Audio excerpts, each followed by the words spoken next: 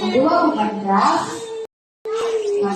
Okay, so I'll start with this mineral.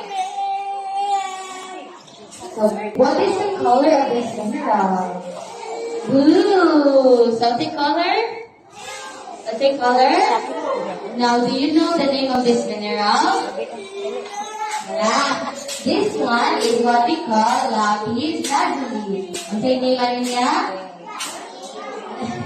Lapis lazuli.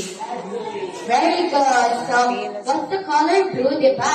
And if we try to pulverize this lapis lazuli, it will become an ingredient sa paintings, sa dyes, and even sa makeup. So, pwede na siya manhimong makeup. So, ganahan mo gamit ani?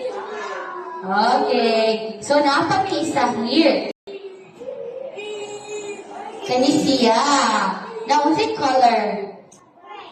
Gray. So, the name of this mineral is quartz. So, what's it pangalan niya? Very good. Now, let's spell quartz. Q-U-A-R-T-Z.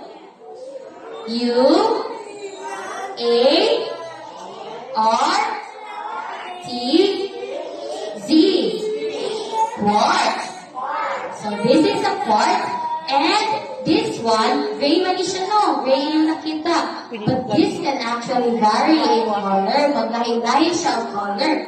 And ang first anak ni quartz is Canisia. What's color? Purple. Mga imusta nina. Purple. Diba? So, purple. Mga uniforms na yung teachers. Purple. Nanitat siya? Oh, so this one is what we call amethyst. So, say name ano niya? Oh, si amethyst, naman siya igsuon. Napa siya igsuon, isa.